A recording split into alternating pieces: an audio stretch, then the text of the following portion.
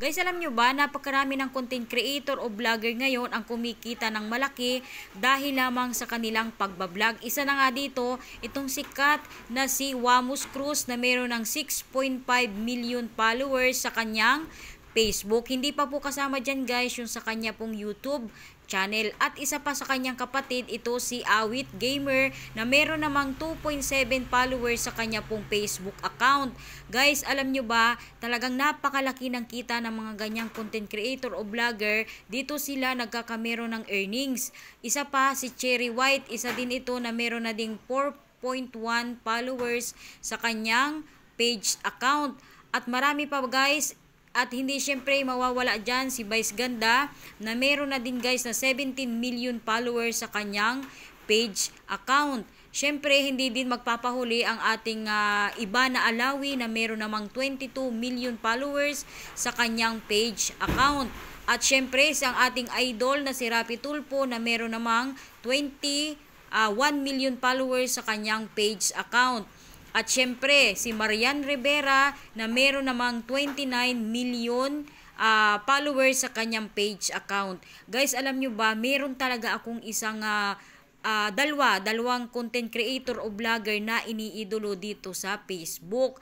Itong dalawang vlogger na ito ay napakagaling at napakahusay gumawa ng content. Kumbaga yung ginagawa nilang content guys, simpleng-simple lang pero hook na hook yung kanyang mga manonood.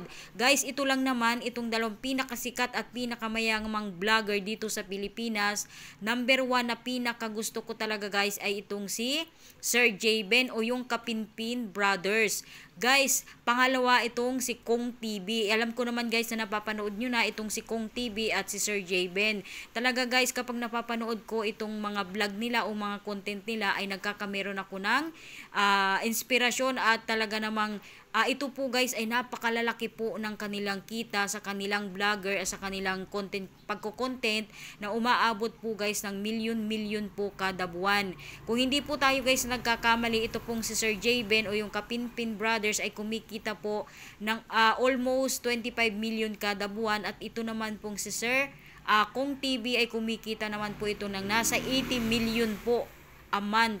Ganyan po guys, kalalaki ang kita po ng mga sikat na content creator at vlogger na si Sir Jayben at ito pong si Kong TV. Alam nyo ba guys, lahat ng mga vlogger at content creator ay gustong-gustong makita o makakulab itong dalawang sikat na content creator na ito na si Sir Jayben at si Kong TV. At isa na po ako doon na gustong-gusto ko silang makita sa personal at gusto ko din po guys na makakulab itong dalawang ito. Pero guys, alam nyo naman na napaka-imposible nun dahil nga sa sobrang sikat na itong dalawang ito at hindi natin talaga guys makukuha yung atensyon nito dahil nga po sa kasikatan nitong dalawang vlogger o content creator na ito.